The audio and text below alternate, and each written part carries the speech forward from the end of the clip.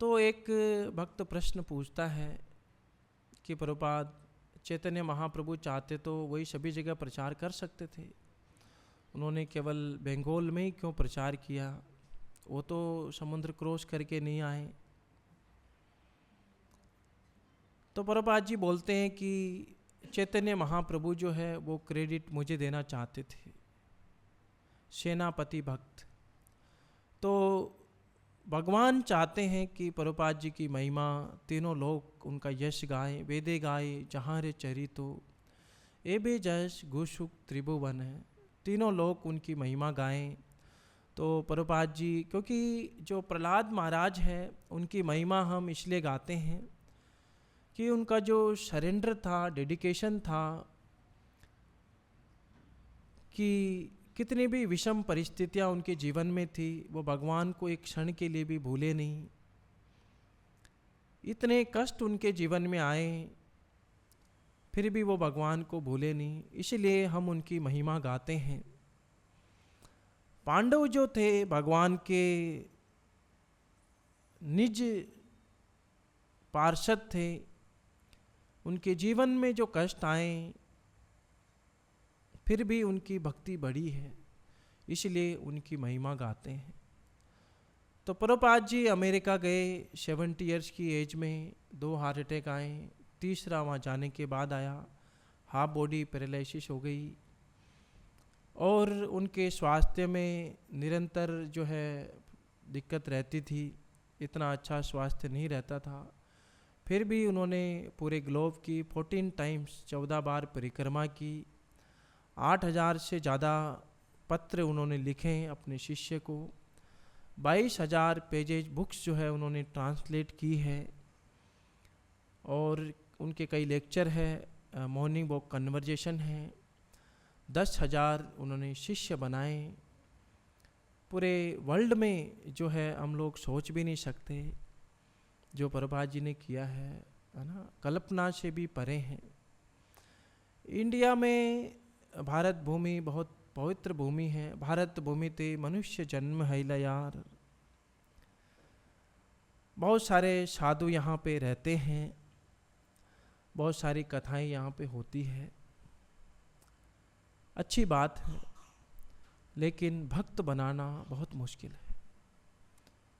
इतने भागवत सप्ताह होते हैं, आप देखेंगे तो एक भी भक्त नहीं बना, एक भी ऐसा नहीं बना। प्रभुपाद जी बताते हैं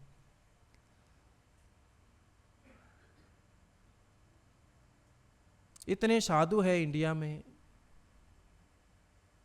कितने फुल टाइम, हाँ वॉलेंटियर ठीक है, कुछ फैमिली है घंटे 2 घंटे वीकेंड पे आए, बहुत अच्छा है, फुल टाइम लाइफ डेडिकेटेड।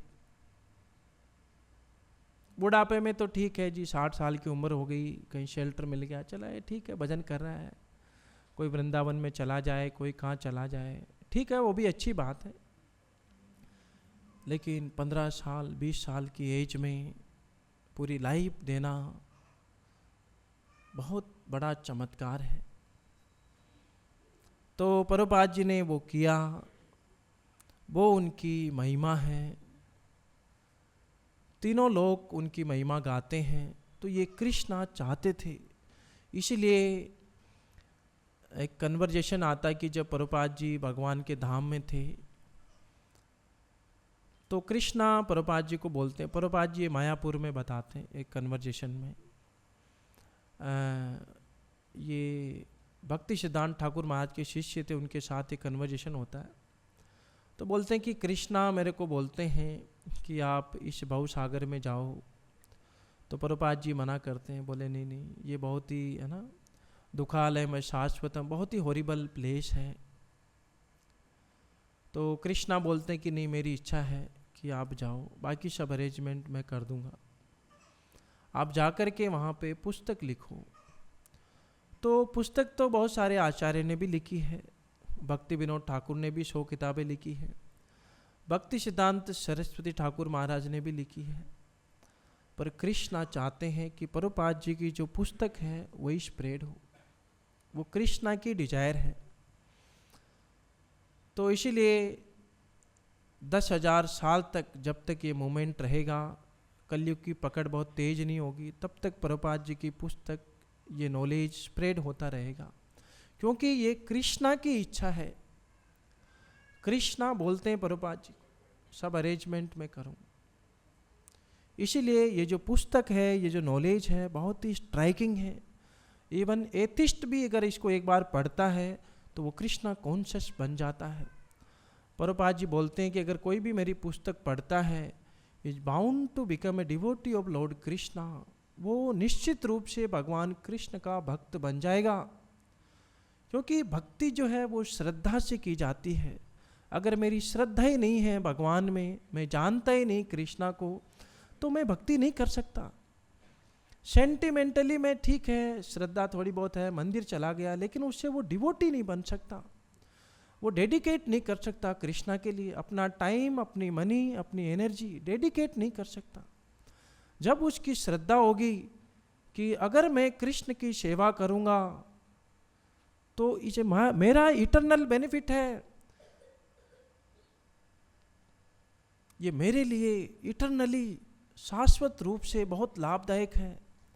जब उसको ये ज्ञान होगा कि कृष्ण की सेवा करके मेरे कुछ भी नुकसान नहीं होना है, और यम लब्धवा चा परम लाभम मन्यते नाधिकम ततः, जो मेरे को मिलना है उससे सर्वोपरि कुछ भी नहीं है। कृष्ण भक्ति इज हाईएस्ट टॉप मोस्ट, उससे ऊपर कुछ भी नहीं है।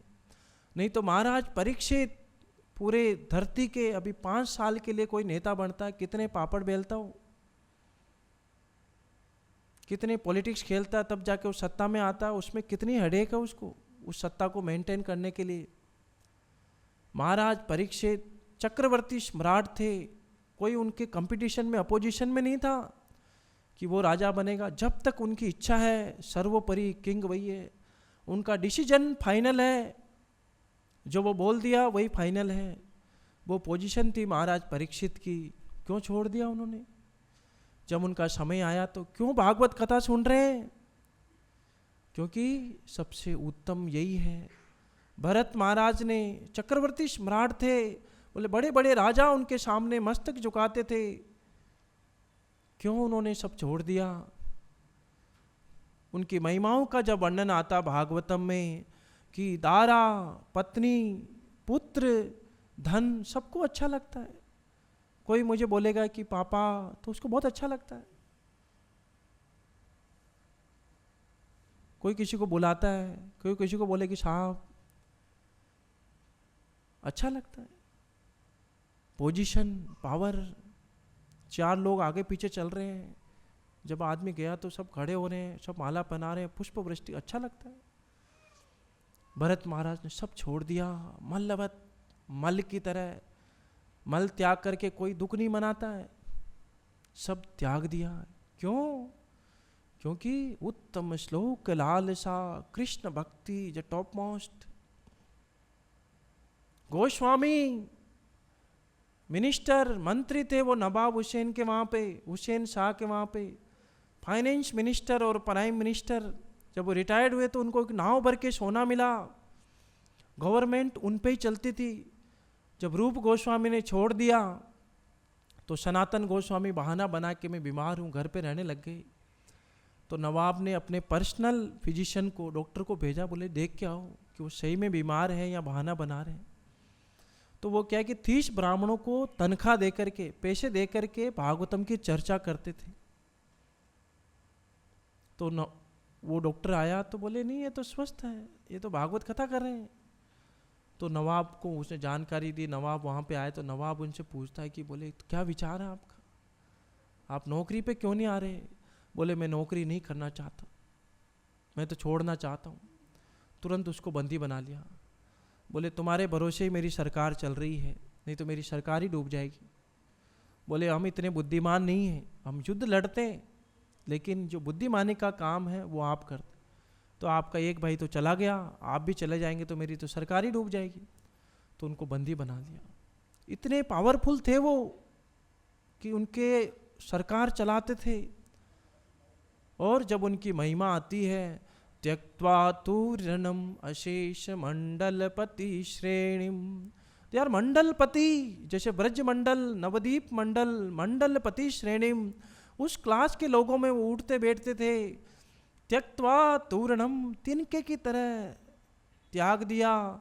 त्यक्त्वा तूर्णम अशेष मंडलपति श्रेणीम, भूत्वा दीन गणेश को करुणया कोपिन कंठाश्रितो। भूत्वा दीन गणेश को, जो गरीब लोग हैं, जो माया में फंसे हुए हैं, निरंतर कष्ट पा रहे हैं, उन पे दया करने के लिए कोपिन कंठाश्रितो, उन्होंने लॉइन क्लॉथ, है ना, जो पुराने कपड़े होते हैं, वो धारण किए। गोपी भाव रसामृताब्दि लहरी कल्लोल मग्नो मुहूर। अगर कोई इतनी बड़ी पोस्ट छोड़ दे तो वो साधारण जीवन नहीं जी सकता, मर जाएगा वो। प्रभुपाद जी बताते हैं कि उदाहरण देके कि महात्मा गांधी के टाइम पे CR दास एक अमीर आदमी था। उस समय उसकी तनख्वाह 50,000 रुपये थी। तो वो सेंटिमेंटली जोश में महात्मा गांधी के आंदोलन में शामिल हो गया, नौकरी छोड़ दी। तो 1 साल में वो मर गया, क्योंकि आंदोलन हो रहा है, कहीं सड़क पे सोना है, कोई खाने को मिला नहीं मिला। तो अमीर आदमी ऐसे सुविधा को बिना रह नहीं सकता, है ना, उसको बोलते एलर्जी हो जाती है, थोड़ा सा अनकंफर्टेबल होते ही, पानी चेंज होते ही उसको कुछ प्रॉब्लम हो जाती, वो रह नहीं सकता, मर जाएगा। लेकिन गोस्वामी कैसे रहे? ते मंडलपति, वो कैसे रहे? गोपी भाव रसामृताब्दि, क्योंकि वो गोपी के भाव में जो रस अमृत अब्धि, जो गोपी भाव रस रूपी सागर है, लहली कल्लोल मगनो मुहुर, उस लहर में, उसमें निरंतर आनंद गोते लगाते रहते। वंदे रूप सनातनो रघुयुगो श्री जीव गोपाल को, उस भाव में वो रहते थे, गोपियों के भाव में, कृष्ण के विरह में। हे राधे ब्रज देवी के च ललिते, हे नंद सुनो कुत, कि वो ब्रज मंडल में घूमते रहते कि हे राधे ब्रज देवी के च ललिते, हे ललिता, हे विशाखा, हे राधा रानी, नंद महाराज के पुत्र आप कहाँ हैं? श्री गोवर्धन पाद तल्प कालिंदी वनया तिरे, कि वो कभी गोवर्धन में, कभी यमुना के किनारे, कभी यमुना के किनारे वनों में ढूंढते रहते।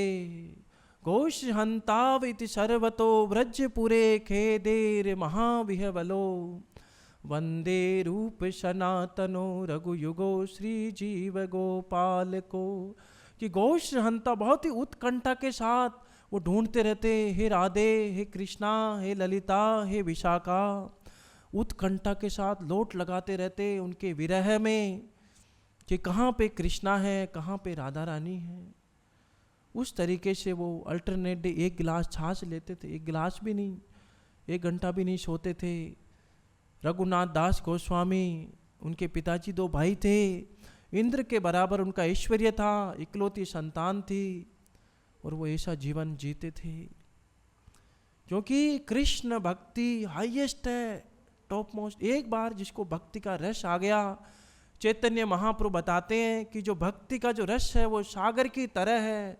आनंदाम बुद्धिवर्धनम प्रतिपदम पूर्ण अमृत आस्वादनम, सागर की तरह है। उसकी एक बूंद लेकर के मैं आपको समझा रहा हूँ कि भक्ति क्या है। और शीला रूप गोस्वामी ने जो बुक लिखी उसको लिखा भक्ति रसामृत सिंधु, और एक बूंद को उन्होंने कुछ पोर्शन समझाया है, उसको बोलते भक्ति रस अमृत सिंधु। भक्ति सागर की तरह है। यहाँ के सागर को हम नाप सकते हैं, किनारा है, लेकिन भक्ति का सागर जो बढ़ते ही जाता है, उसका कोई किनारा नहीं है। क्योंकि कृष्ण भक्ति सबसे हाईएस्ट है। जो लोग बोलते हैं कि नहीं बुढ़ापे के बाद भक्ति करेंगे, या गरीब लोग इसमें जाते हैं, या बेरोजगार लोग जाते हैं, नहीं, उन्होंने भक्ति देखी नहीं भक्त को भी कि भक्त कौन बना है। महाराज परीक्षित, भरत महाराज, गोस्वामी, वो गरीब नहीं थे, मूर्ख नहीं थे, कवि भी रेडितम, दे आर वेरी इंटेलिजेंट, बहुत बुद्धिमान लोग थे। उन्होंने भगवान के चरणों की शरण ली। बड़े बड़े राजा, महाराज युधिष्ठिर, अर्जुन, भीम, महाबली थे, कोई उनको हरा नहीं सकता था। उन्होंने भगवान की शरण ली। वो भगवान की भक्ति है, सबसे उत्तम है। तो यहाँ पे प्रभुपाद जी बता रहे कि भगवान सभी के लिए संभाव रखते हैं, लेकिन जो भगवान का भक्त है उसको ग्रहण करने की शक्ति रखता है। जैसे यहाँ पे प्रभुपाद जी उदाहरण भी दे रहे हैं कि सूर्य की जो किरणें हैं वो सभी जगह समान रूप से हैं, लेकिन फिर भी कुछ जगह पे अंधकार है। तो वो सूर्य की कमी के कारण, सूर्य की रोशनी के कारण नहीं है, वो रिसेप्टिव पावर कि किसकी ग्रहण करने की क्षमता कितनी है। उसी तरीके से कौन भक्त बनता है कौन नहीं बनता है, वो उसकी जो ग्रहण करने की शक्ति है, भगवान की कृपा, उस पर निर्भर करता है। प्रभुपाद जी उदाहरण देते हैं कि जैसे एक आदमी कुएं में गिर गया, बोले बचाओ बचाओ, तो एक कोई रस्सी डाले तो उसको बोले पकड़ ले, बोले नहीं नहीं बचाओ, कृपा करो। तो बोले कृपा ही है, रस्सी डाल दी वही कृपा है, रस्सी पकड़ो, नहीं बचाओ कृपा करो, तो फिर कोई कृपा नहीं हो सकती। इसीलिए जो डिसिप्लिक सक्सेशन है, गुरु शिष्य परंपरा, ये भगवान की डायरेक्ट मर्सी है। अगर वो भी वो नहीं करे, गुरु परंपरा को फॉलो नहीं करे, बोले कृपा होगी तभी करेंगे, तो फिर कभी कृपा नहीं हो सकती। अति कातरम, कृष्णा बहुत दयालु है, इसलिए भगवान कृपा कर रहे हैं। प्रभुपाद जी को भेजा, बहुत बड़ी कृपा है। एक माता जी थी, तो प्रभुपाद जी से मिलने गई लॉस एंजलिस में। उसकी बेटी हमारे मूवमेंट में थी, तो उसके माता पिता दोनों ही मिलने गए। बोले हमारी बेटी कहाँ जाती है, क्या करती है ना, इतना रुझान कैसे आ गया इसका। तो बोले ठीक है। प्रभुपाद जी उस समय लॉस एंजलिस गए थे, तो उनको बुलाया कि भाई ठीक है वो आए हैं बेटे। तो वो माता जी बताती है कि जैसे उसने प्रभुपाद जी को देखा, तो है ना प्रभुपाद जी ऐसे विंडो के है ना वहीं बैठे थे, तो उनको देख के उसको लगा कि ये बहुत ही शक्तिशाली पर्सन है, और बहुत ही है ना जो तेज उनके शरीर से निकल रहा है। और देख के फिर वो कुछ बात करती उनसे, तो बोलते कि स्वामी जी आपने बहुत देर कर दी आने में, आप पहले आते।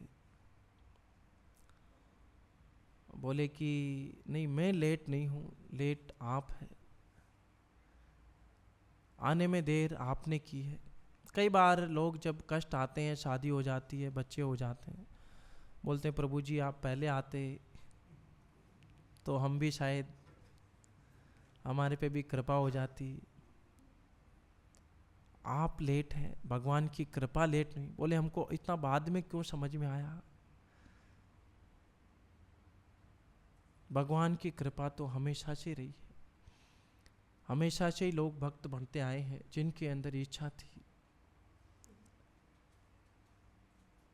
तो ये बहुत ही महत्वपूर्ण है, हम भगवान की कृपा कितनी लेना चाहते हैं।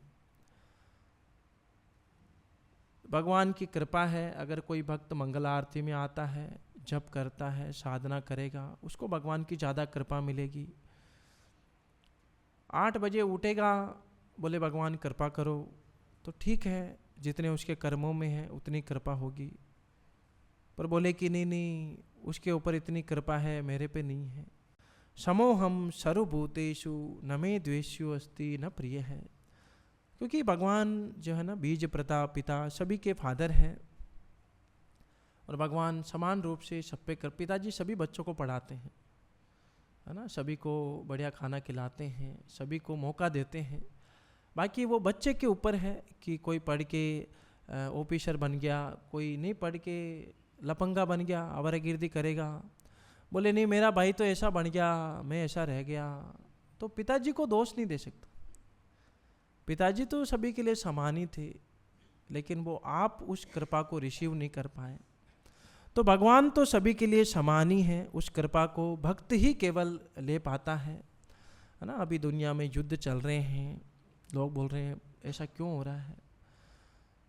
तो एक पर्सन प्रभुपाद जी के पास है ना, प्रभुपाद जी फ्लाइट में जा रहे थे, तो उसका एक पायलट, 2 पायलट होते ना, एक आया, बोले स्वामी जी कुछ बात कर लें आपसे। जी ज़रूर। बोलता कि स्वामी जी भगवान जो है अच्छे हैं हमेशा से, गॉड इज ऑल गुड, तो फिर ये बुराई क्यों है इस संसार में। तो प्रभुपाद जी उसको बताते हैं कि जैसे ये सृष्टि भगवान ने बनाई है, तो जैसे मेरा शरीर है तो मेरा आगे वाला पोर्शन जितना इम्पोर्टेंट है पीछे वाला भी है, मेरी पीठ भी इम्पोर्टेंट है। ऐसे नहीं मेरे पीठ में चोट लगेगी तो मैं ठीक नहीं करूँगा, मेरे लिए तो दोनों ही पोर्शन इम्पोर्टेंट है। भगवान के लिए तो चाहे मेटेरियल वर्ल्ड हो स्पिरिचुअल वर्ल्ड हो, उन्हीं की रचना है, इम्पोर्टेंट है दोनों, उनके लिए कोई भेदभाव नहीं है। तो बोले फिर बुराई क्यों है। बोले कि जैसे सूर्य है तो अगर हम उसकी तरफ पीठ करेंगे तो अंधकार है ना, हमारी परछाई भी होती है तो परछाई अंधकार है। तो बोले हम भगवान की तरफ पीठ कर ली हमने, हम भगवान से दूर हो गए, इसीलिए हम लोग बुराई में हैं, प्रॉब्लम में हैं, समस्या में हैं। अगर हम भगवान की तरफ जाएंगे वापस तो देन रोशनी रोशनी है, कोई प्रॉब्लम नहीं है। तो इसीलिए पूरे वर्ल्ड में बुराई है, कोई भी कुछ भी रीज़न दे सकता है कि इस वजह से प्रॉब्लम है, इस वजह से प्रॉब्लम है, लेकिन ईश रक्तम कृष्णा उनके जीवन में नहीं है, वो कृष्णा से दूर हो गए, इसीलिए सारी प्रॉब्लम उनकी लाइफ में है। माया में रह करके, माया की सेवा करके कोई खुश नहीं हुआ, कोई खुश हो ही नहीं सकता है। प्रभुपाद जी बताते हैं कि माया का सर्वेंट बन करके कोई खुश नहीं हो सकता है ना। प्रभुपाद जी बहुत सिंपल स्टोरी सुनाते हैं कि कोई आदमी 50 साल 60 साल के बाद, अमीर आदमी भी है, सब कुछ है, वो उसकी अगर वाइफ को बोले कि देवी मैं भक्ति कर लूँ क्या थोड़ी सी, अब 60 साल तो निकाल दिए मैंने माया में, बच्चों की आपकी सेवा करने में, समाज की सेवा, मिला कुछ भी नहीं, अंदर से खाली का खाली हूँ और निरंतर पीड़ा पा रहा हूँ, सुख कबहू नहीं पाए, सुख का कभी मैंने अनुभव नहीं किया जीवन में, थोड़ी भक्ति कर लूँ क्या, परमिशन देगी क्या। बोले क्या किया तुमने, इतने सारे काम पेंडिंग है। वो था ना आदमी बोले संडे को मंदिर आओ, तो बोले अरे प्रभु जी इतने काम पेंडिंग है, अभी तो 6 दिन बिजी थे, 7वें दिन और ज्यादा काम है। वो जिंदगी भर ही रहेगा वो तो, कोई परमिशन नहीं देता। माया की सेवा करके जिसने उसकी सेवा की उसको कुछ नहीं मिला, उसने जिसकी सेवा की उसको कुछ नहीं मिला, जीरो हमेशा जीरो ही रहा। ये माया है, माया की पावर है, आपका टाइम एनर्जी।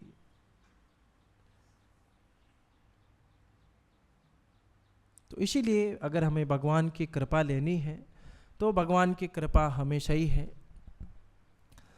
और एक बहुत अच्छा इंसिडेंट आता है भक्ति सिद्धांत सरस्वती ठाकुर महाराज का। श्रीधर रक्षक श्रीधर महाराज बाद में उनके शिष्य बने। वो कई जगह जाते थे, लेकिन वो एक बार गौड़िया मठ में गए, तो उस समय भक्ति सिद्धांत सरस्वती ठाकुर महाराज क्लास ले रहे थे। तो कृष्णा के बारे में बात कर रहे थे और बहुत ही हाई फिलोसॉफी। तो उनको बहुत अच्छा लगा, बोले यार पहली बार कई जगह कृष्ण कथा हो रही है। आप बाहर जाएंगे तो बाकी जगह जो महाराज होते हैं वो महाराज की महिमा गाते हैं, वहाँ भगवान साइड लाइन होते हैं, महाराज ही सब कुछ है। आप बड़े बड़े साधु के चेले से पूछेंगे कृष्णा कौन है, भाई नहीं गुरु महाराज ही सब कुछ है, जानते ही नहीं है। यहाँ पे प्रभुपाद जी कृष्ण के बारे में बताते हैं। जन्माष्टमी के अगले दिन आए, गोवर्धन पूजा के 3 दिन बाद प्रभुपाद जी गए, क्योंकि हमेशा वो कृष्ण के पीछे। जब तक कोई इस्कॉन नहीं आता तब तक वो जानता है कृष्ण भक्ति है, वो ये नहीं जानता कि प्रभुपाद जी के भक्त हैं। यहाँ आने के बाद उसको पता चलता है कि ये प्रभुपाद जी के भक्त है। प्रभुपाद जी ने कृष्ण को हमेशा आगे रखा, कृष्ण की महिमा हमेशा गाई, क्योंकि ये गुरु शिष्य परंपरा है। बाकी जगह आप कहीं पे भी जाएंगे तो उन्होंने सुना श्री रक्षक महाराज ने कि अरे कृष्ण के बारे में एब्सोल्यूट ट्रूथ, परम सत्य के बारे में बता रहे हैं, बहुत अच्छा लगा उनको। वो आने लगे। एक बार वो भक्ति सिद्धांत ठाकुर से मिलने जा रहे थे, तो उनका असिस्टेंट ने रोक लिया, बोले नहीं ऐसे नहीं मिल सकते आप। तो वो थोड़ा हर्ट हो गए। अरे बोले कैसे साधु है, साधु से मिलने के लिए अपॉइंटमेंट लेना पड़ेगा क्या? साधु से तो कोई भी मिल सकता है, कभी मिल सकता है। तो उनको एक इंसिडेंट याद आया कि जब सुखदेव गोस्वामी महाराज जनक से मिलने गए थे तो उनके 7 गेट थे महल के, हर एक गेट पे उन्होंने 7-7 दिन वेट किया। कितने दिन वेट किया? तो कितने दिन हो गए? 49, है ना, अराउंड 2 मंथ हो गए, है ना। इतना उन्होंने वेट किया जनक महाराज से मिलने के लिए, क्योंकि जनक महाराज कौन है? सेल्फ रियलाइज पर्सनैलिटी, तत्वज्ञानी। तो उनको इंसिडेंट याद आता है कि अगर हमें शुद्ध भक्त से मिलना है तो सुखदेव गोस्वामी ने इतने दिन इंतजार किया, तो मैं भी इंतजार कर सकता हूं। तो कहने का मतलब क्या है कि जब हमें शुद्ध भक्त की कृपा मिल रही है, हमें बहुत सारी कमी दिख सकती है कि ये नहीं, लेकिन हमें सेंटर पॉइंट को पकड़ना है कि प्रभुपाद जी की कृपा तो यही मिलेगी। बाकी जगह हो सकता है मैं जाऊं, मेरे को प्रधान बना दे, उस समाज का अध्यक्ष बना दे, उस सभा का अध्यक्ष बना दे, मेरे को सब दे दे वो, लेकिन अगर कृष्ण के बारे में वहाँ डिस्कशन नहीं हो रहा है, परम सत्य के बारे में चर्चा नहीं हो रही है, उसका कोई मीनिंग नहीं है। उसका क्या मतलब उस जगह पे जाने का? बोले हम तो वहाँ जाते हैं, गरीब की सेवा करते हैं, बहुत अच्छा लगता है। अरे यमराज नहीं देखते कि आपने क्या गरीब की सेवा की, यमराज देखते हैं कि आपने कृष्णा को सरेंडर किया नहीं किया। यमराज कहीं नहीं बोलते कि पुण्यवान आदमी को लेके नहीं आना है, कि उसने कितने गरीबों की सेवा की, कितने वृद्धाश्रम में सेवा की, वो नहीं बोलते यमराज। यमराज बोलते हैं जिसने कृष्णा को शरणागत नहीं किया उसको लेके आओ। सबको लेके जाते हैं यमराज।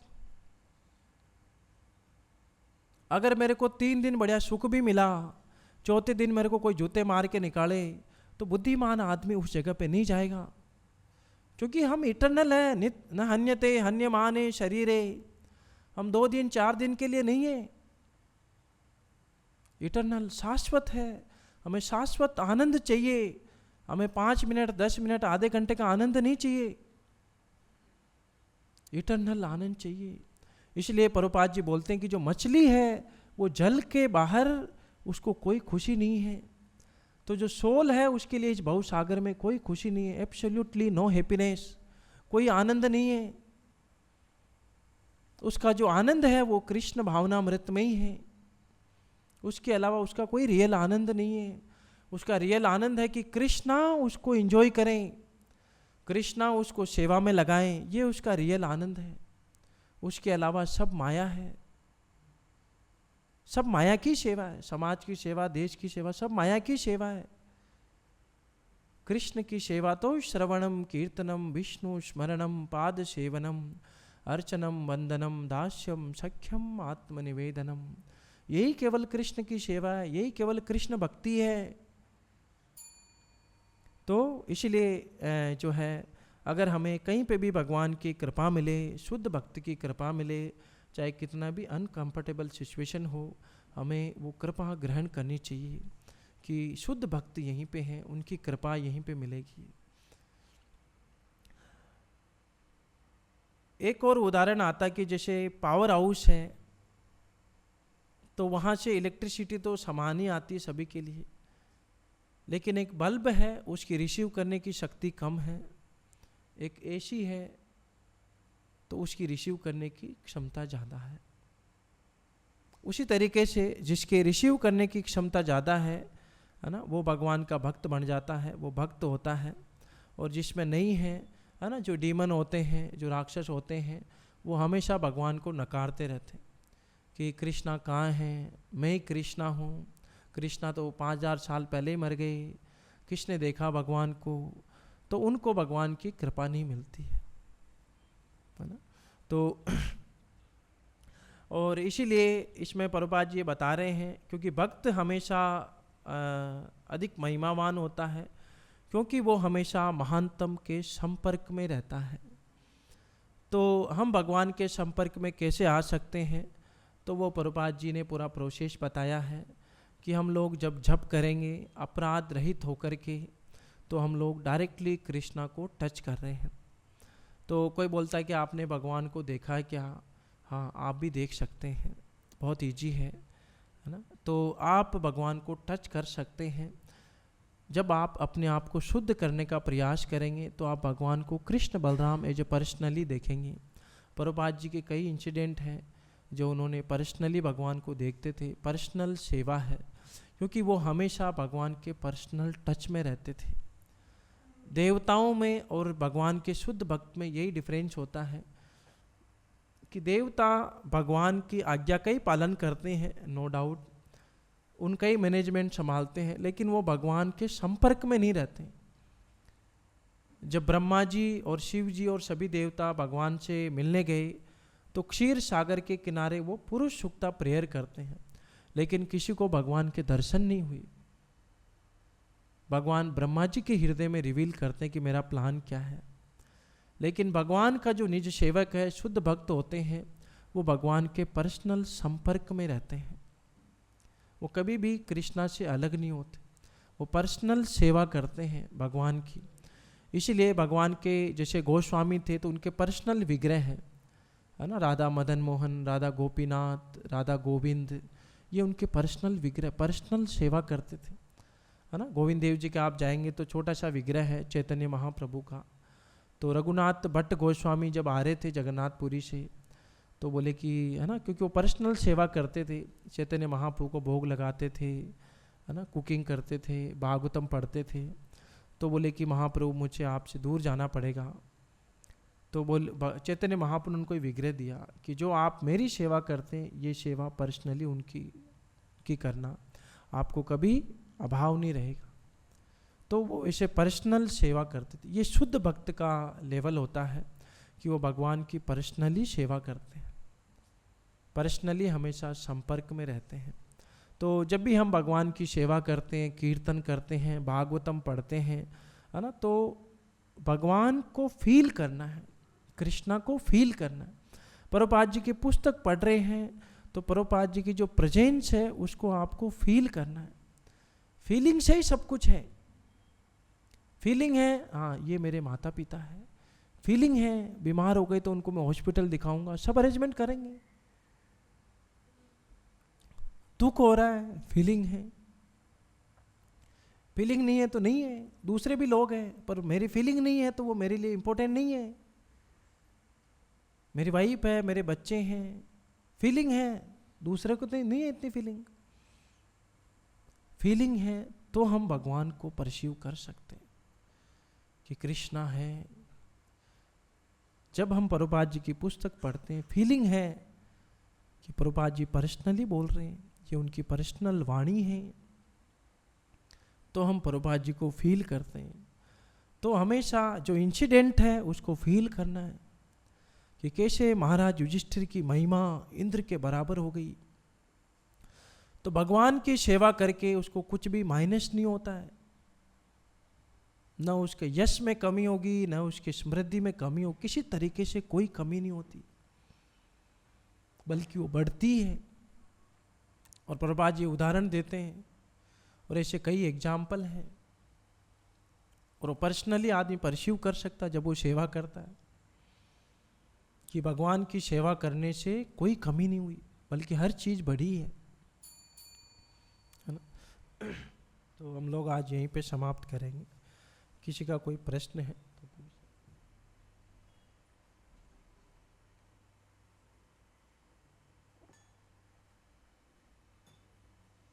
जी, किसी का कोई प्रश्न? जी, थैंक यू वेरी मच। हरे कृष्णा। श्री श्री कृष्ण बलराम की, श्री श्री जगन्नाथ बलदेव सुभद्रा मैया की, श्री श्री गौर निताय की, ग्रंथराज श्रीमद् भागवतम की, विश्व गुरु शिला प्रभुपाद की जय।